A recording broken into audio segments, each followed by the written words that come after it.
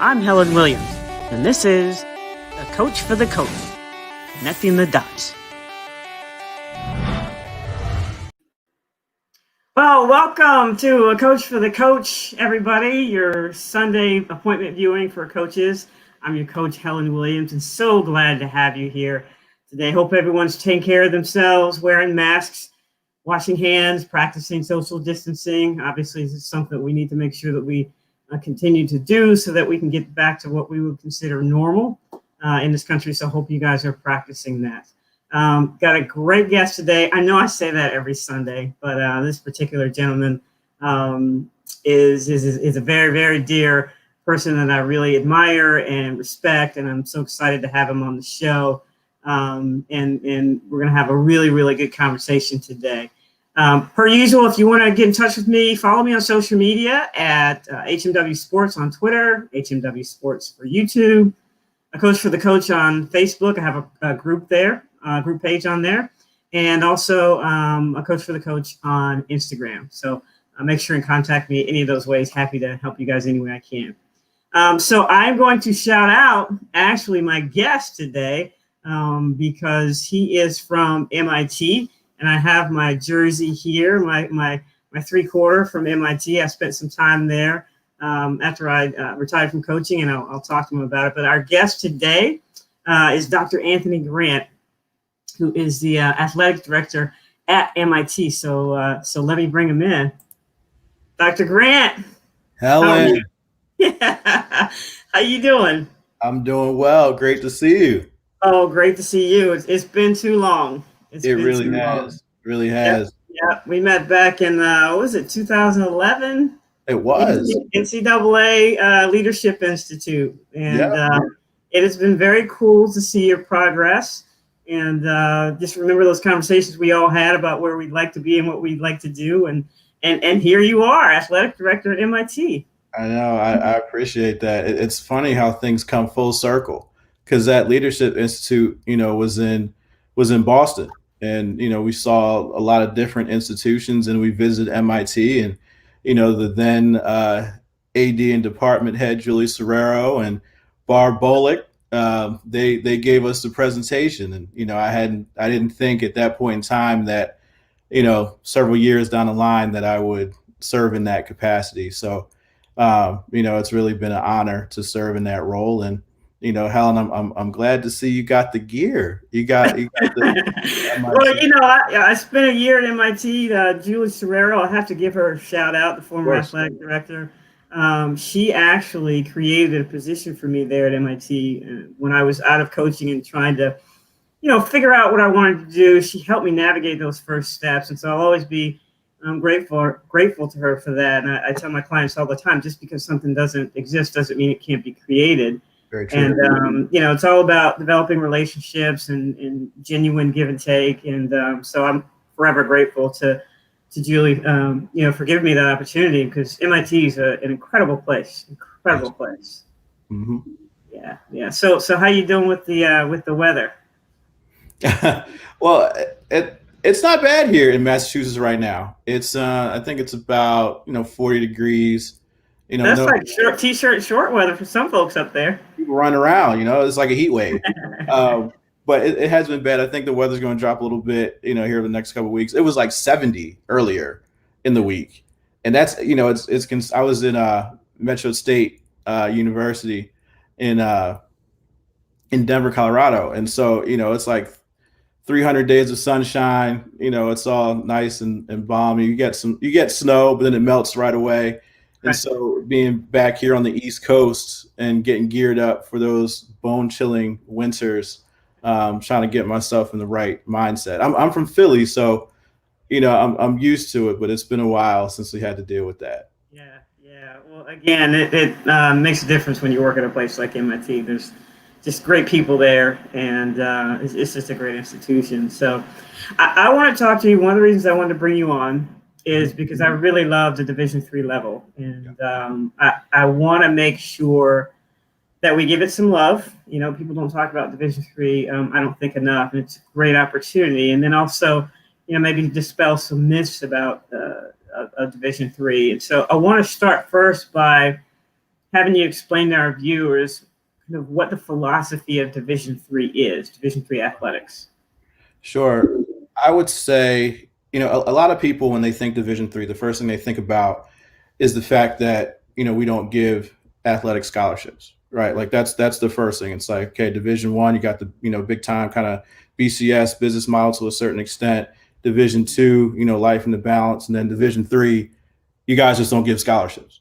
Like it's a lot more than that. And when you talk about, the commitment to student development, and notice when I say, student athlete plays a very important role, but it's just one part of that student's identity. And so we talk a lot about, investing in the holistic nature of the student. So as I mentioned, participation in varsity athletics, intercollegiate athletics is one very important part. But then, there's a clear priority of academics and making sure the students are able to be put in positions to be able to excel in their academic pursuits. But then the other thing that's just even more, just as important, is that holistic nature of the division and how there's an emphasis to allow the student to engage in so many other aspects on campus. So I talked about the athletics, talked about the academics, but there's also, being a part of fraternities and sororities, internships, serving on student government, being able to really have a well-rounded student experience. And I think at the end of the day, when you look at Division III, a Division III student athlete never leaves their experience, or at least for the most part, they shouldn't leave their experience participating in their respective sport saying, I wish I could have done that internship as well. I wish I could have participated in that co-op. I don't think you're going to find too many that say they're not able to have those experiences. So, I will say this, for the viewers, this is my first, experience in Division III.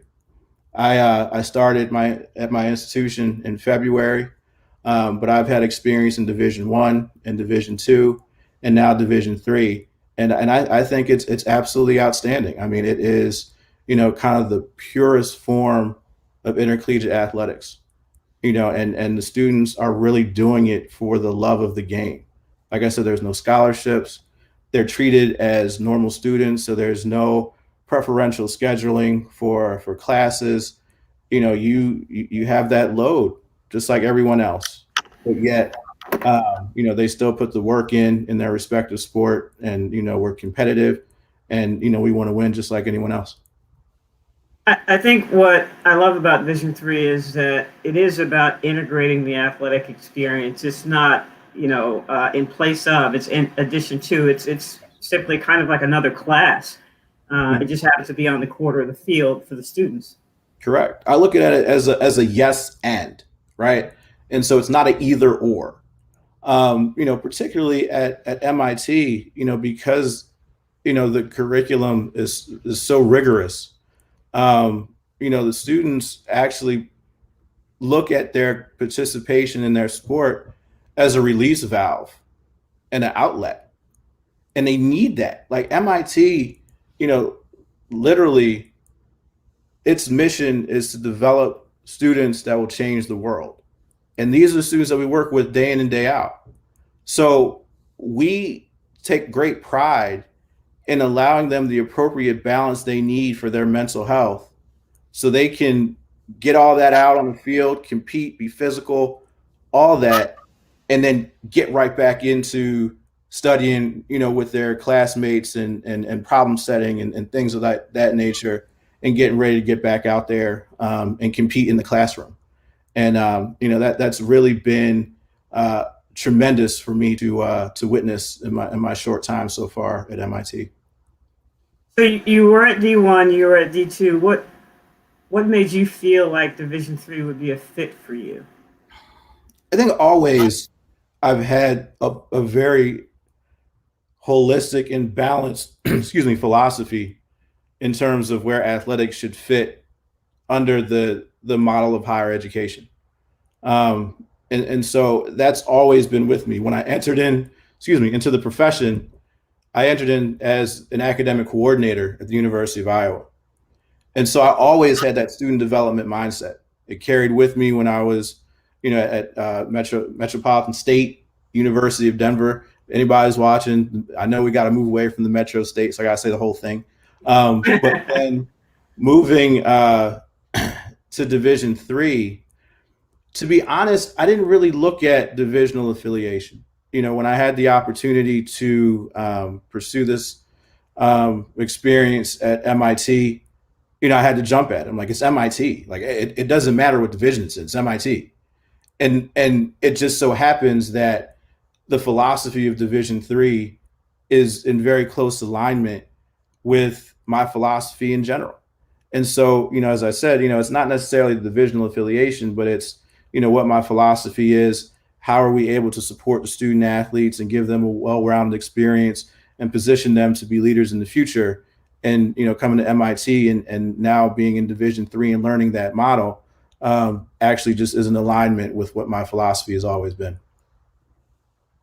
So having said that, you obviously now hire coaches. And I always like to ask athletic directors in general, what you look for in a head coach. But so if you could answer that, but then also specifically, does any of that change when you're looking at a head coach for a Division III level? Sure. I would say I look at our coaches. I actually look at all of us in intercollegiate athletics, as educators, and coaches are that front line, with the student athletes.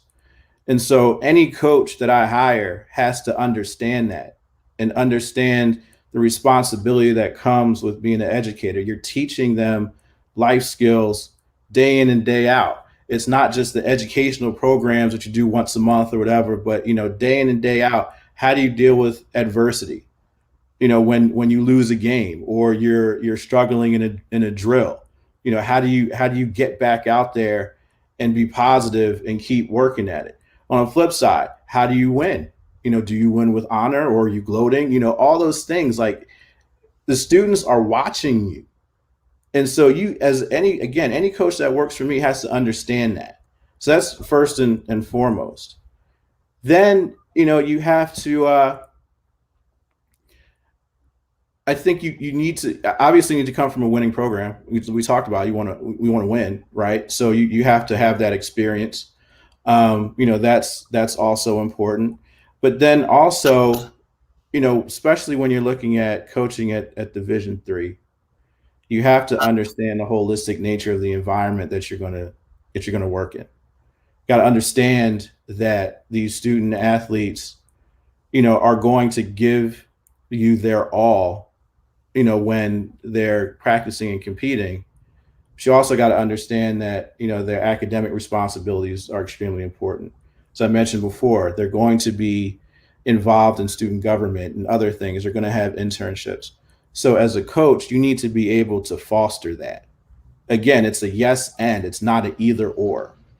And then the other component is that, at Division III, there's limitations in the number of hours. It's at 20 hours, but there's limitations in terms of, your seasons of competition and practice where you can interact with the student athlete. So you're going to have to be efficient with the time that you have with them in order to be able to get the most out of them, and then trust they're doing the things on their own that'll prepare them, for competition. I think that's extremely important, because what I see at Division I and even to a lesser extent at Division II, there's a lot more touch points with the student athlete.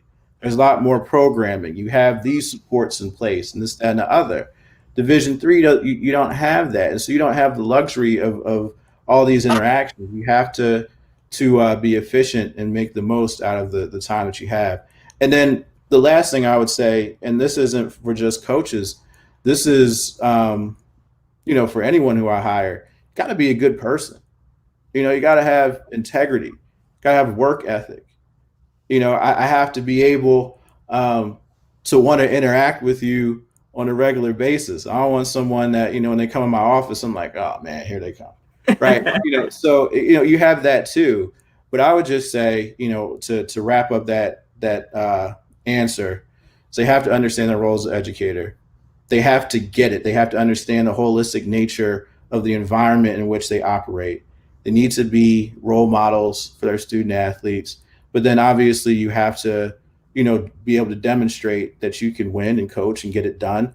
Because, this isn't just a haphazard type of deal. Like there's still a commitment, to doing this right and putting, our students in a position, to be successful and win championships. And then, as I, mentioned, gotta be a good person. You gotta have integrity. I have to be able to trust you, and I gotta be able to, interact with you, in a positive way.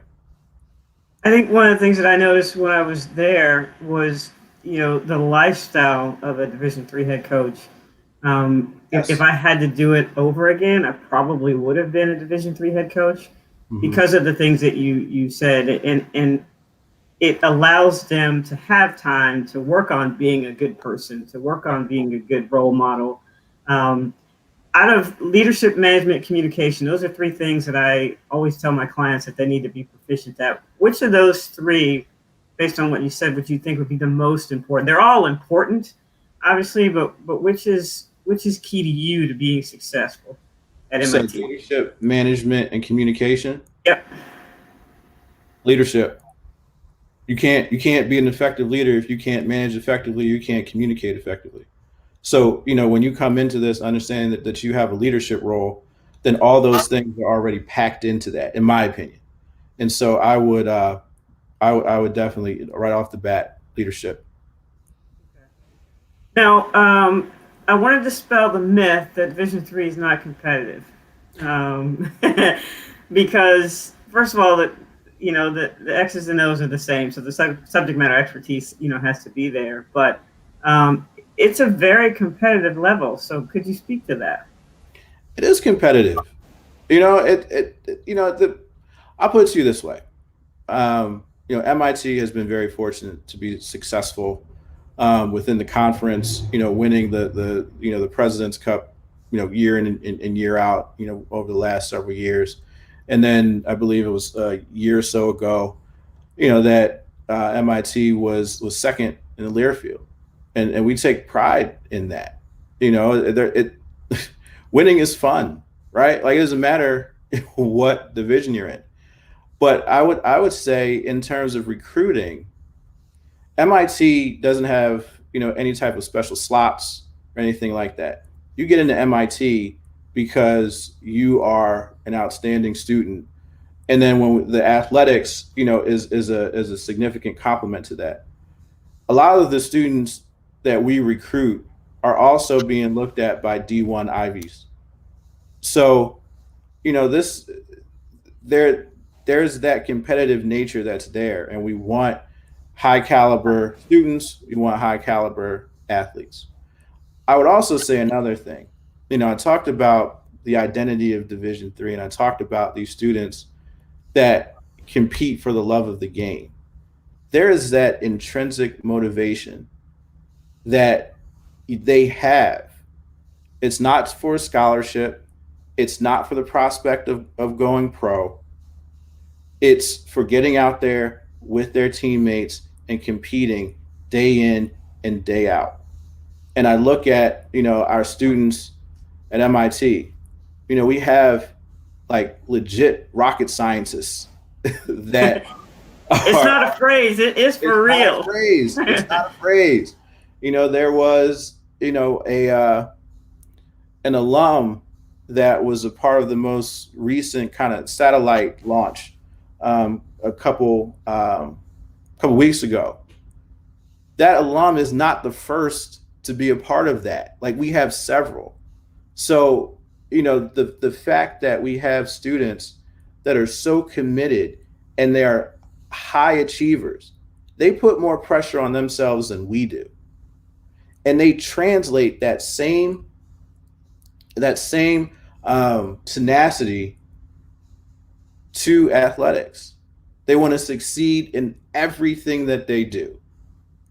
And so there's times where we have to tell our student athletes, like, relax, take a breath. If you need some time, take some time. But they are so committed, and it is because this is what they love to do. There's no other external motivation. So, the misnomer, that Division III, is just student athletes that couldn't go to Division I or II. I don't think that's the case. That's not the case. So it's a different focus.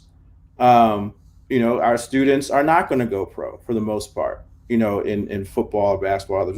We'll have some that may go to the Olympics in our Olympic sports, but the motivation is not to go pro. The motivation is to compete, have this experience, and allow it to grow and shape them as people. And we see that in how they practice and compete, each and every day. And last thing I'll say, and I know you haven't gotten to this yet, but we're dealing with COVID, and we had to cancel sports seasons and things of that nature. And that's fine. It's a great segue. I was headed there, so we can talk about it. Yeah, it hurts me to have to get in front of students, in person back in March and then virtually, from this point on, and tell them that their seasons are canceled. I deal with analytical students, like they understand the pandemic, they see the trends, but there's still an emotional tie to being an athlete, and that is a part of their identity as well. And they're not able to participate in that. They're not able to realize that part of their identity, and that crushes them. And so, if they didn't care, they weren't wanting to compete, then it wouldn't affect them the way it does. No, I think that's a great point, and we'll circle back to that in a second. But I want to talk about, the mental health piece. You already spoke to the fact that sometimes you have to tell them to relax. And I remember that distinctly. But so how are you helping your students, with the mental health piece when they actually they can't be there? You're doing things virtually, and everyone, not just your students. We're all used to certain things happening this time of year in terms of sports, and so it affects us all in a really weird way. It throws off our schedule, mentally, physically. How are you helping your students in terms of dealing with their mental health when they can't physically be there with you? Right. I think first, it's when we try to communicate with our student athletes as frequently as possible. Part of this negative impact on their mental health, as we were, leaving campus in March, and then we're trying to figure out, are we going to have fall sports throughout the summer, and then that was canceled. And you're thinking about, what about winter, and that's canceled. And you're thinking about spring. And, for those of us that are involved in these conversations on campus, like, you see the progression pretty much regularly. For these student athletes, they're pretty much disconnected. So what we try to do is communicate with them periodically throughout the step of the way to say, hey, this is what is coming down the pike. Here are how decisions are being made. We engage with the student leadership and get their input on what's going on and what resources we can provide them for support while they're off campus. Our coaches and staff are in communication with, their teams pretty much once a week. And that's been the case all the way from March until now. The MIT put together this outreach program for all students, and in order to check on them and provide resources and things of that nature. And our coaches jumped right into that. They were definitely role models for that. So communication is important. Having frequent touch points is extremely important. But then also, we try to program. We ramped up our programming module. We have a student athlete leadership program that when we realized that there weren't going to be athletics in the fall and winter and whatnot, back in the summer, we really ratcheted up our programming geared to mental health. So it's mindfulness, it's nutrition. We did everything we possibly could to allow our coaches to provide some type of virtual workout that was, in line with NCAA rules, and, made sure our students were safe so there were no liability issues. But we heard directly from the students. They said they wanted to have some type of program, some type of physical activity that they could do from home just so they can have that release valve. And so we did that. And so it's either through programming for mental health and wellness. We also put out mental health and wellness tips online so students can have access to that. And we try to equip our coaches with as much information as possible. So when they are engaging with their student athletes, either individually or on a team basis, they always have those checkpoints. And then we also are very closely connected with our student support services area on campus, which provides mental health resources for all students. We're making sure they're tapped into what we have going on. And then the last thing I would say is, our students, Zoom fatigue is real. Our students are, on their Zoom, going to class all day. And so while we have these support programs in place, some of the kids are telling us, hey, can you offer those asynchronously? Because after going all day in Zoom meeting, in classes, I don't think I could, even though I want this information, I can't sit for another 45 minutes, at 7 o'clock at night. So it's a matter of being creative too about how to get that information across. But we have been very intentional about making sure the students, have access to those resources. And, we're calling and checking in on them, and we're keeping them informed of this process every step of the way, because we understand how difficult this is. And last thing, when I meet with them, unfortunately, I've had to be in front of them giving them bad news, and I have to let them vent. I gotta let them get it out, and they question. I give them that forum to question and get feedback and insight. And then after we get through that period, then it's okay. How do we circle back and work together and figure out ways to make this experience the best it possibly can, given the circumstances? Wow, one of the things about coaches too is that they're problem solvers, and so it was very difficult during this time period to be a problem solver because stuff literally changes on a daily basis. So how are you helping your coaches with their mental health as well? Same thing. Try to communicate as much as we possibly can. Giving them up to the minute information. We've increased the number of our staff meetings so that there's more touch points. But again, we're not bombarding our coaches and staff with a whole bunch of meetings. But we have those regular touch points. I'm honest with them. I'm telling them, hey, here's, lack of better words, I'm reading the tea leaves.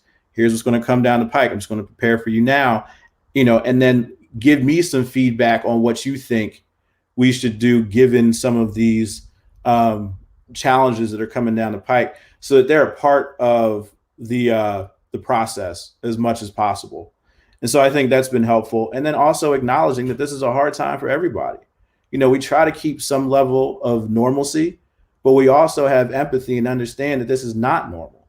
And this is impacting them personally as well. And so we definitely try to make sure that we're touching base with our coaches. Since everything is virtual, I Zoom bomb my meetings with the coaches. So we have our athletic administrators have sport oversight, and they have every other week meetings with their coaches. And so I asked them to give me the Zoom links and the times for when they meet with their coaches and their respective cohort.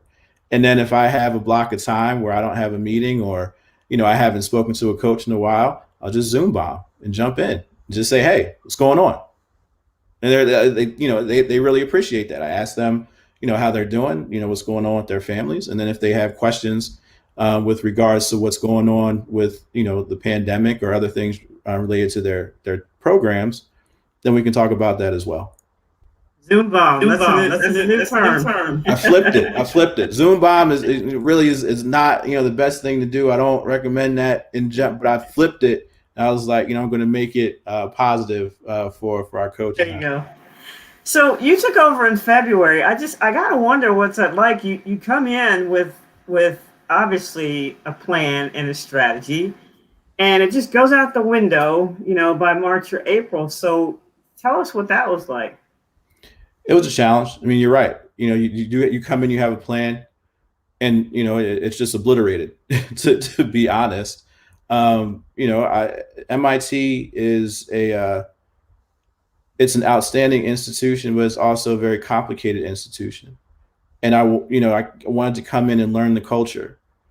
The Department of Athletics, Physical Education, and Recreation, DAPER, where varsity athletics reports, is a very complex department. It's a large department. So I really wanted to assess the culture, meet people, learn, and we talked about Julie at the beginning of this. She had left a very strong foundation. So there wasn't things I need to just jump in and do. So I wanted to take that time and really understand what was going on before I started, implementing, some of my strategy. Well, about a month in, conversations about COVID started ratcheting up. And then before you know it, I'm standing in front of my coaches saying that we need to lead.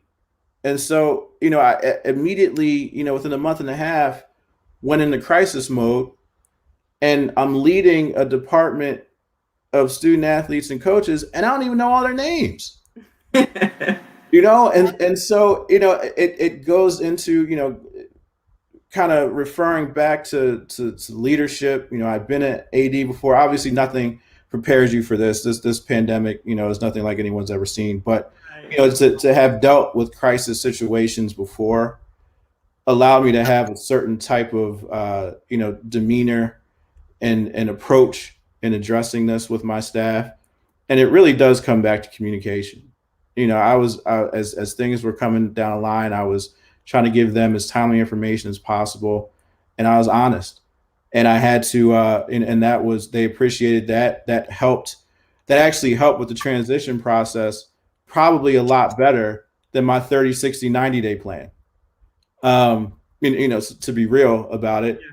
And I would say that I had to understand that I have to shift my plans and be there for our coaches and our student athletes and our MIT community, and just jump in. It's not going to be perfect, but we're going to work through this together. We're going to have a mindset of, thriving during the midst of the pandemic and not just treading water, so to speak. And so, we that's what we embrace.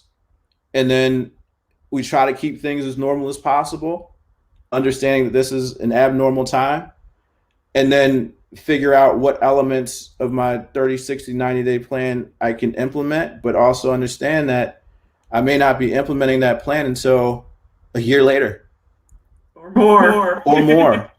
And you just got to be okay with that. Yeah. I mean, that's the crazy thing, is I don't think we're going to get back to what we would consider normal, I think, for a very long time. Optimistic view, 2022. That's just me, though. But hopefully it'll be sooner. The vaccine will come out, and people will continue to do their part to protect other folks. So it's been good stuff. You've given some really good leadership nuggets that I know everybody will be able to use, whether they're coaching or they're an AD or just in general on a daily basis. So really appreciate that. How can people get in touch with you if they'd like to, to chat with you more or get some elaboration on what we talked about tonight? Sure. You can send me an email, gagrant at mit.edu. You can follow me on Twitter at Anthony Grant AD. I think that's probably the best way you can reach out to me, and love to share some more thoughts. To the extent I can. And, look, we're all in this together. We're all trying to figure this out. There's no blueprint. And so I'm just giving you, my perspective, based off of what I feel is the most effective, for me. I think others, may have some, different insights, but, I can only speak to what my experience has been. Well, that's great. I definitely want to bring you back next year after we've gotten through all this so we can compare notes. Sure. to you know, what Sure. we talked about today and see how things have turned out. There's just so much uncertainty about, do we, you know, play spring sports, and you know, if we're, that's what I forgot to ask you about. If you play in the spring, the sports that you cancel now, that's a big responsibility to have all those sports in the spring. Yeah, I don't foresee that, being the best way forward for us. We're still, having some conversations. We do have internally, we know what the direction is going to be for us in the spring, but we're not going to have an official announcement for a little while.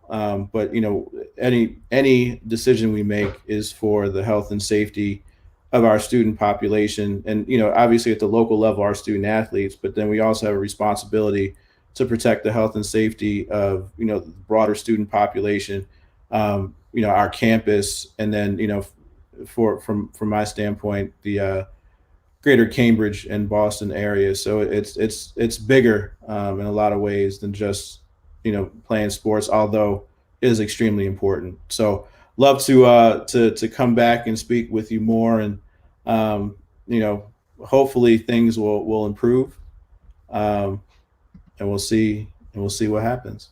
That's why I love Division III, all about the health and welfare of the people that are involved. So, Dr. Grant, thank you very much. Really appreciate your time. Helen, thank you. It's been great. All right, take care. All right. All right, there you have it. Dr. Grant giving us some great nuggets that you guys can use, whether you're at Division III level or not. But I just wanted to make sure everybody knew Division III is a great option. And, if that's where you're going to go, then you're going to get a great opportunity, and it should be something you take advantage of. So we'll see you guys again next week, and looking forward to giving you more education. Have a great night.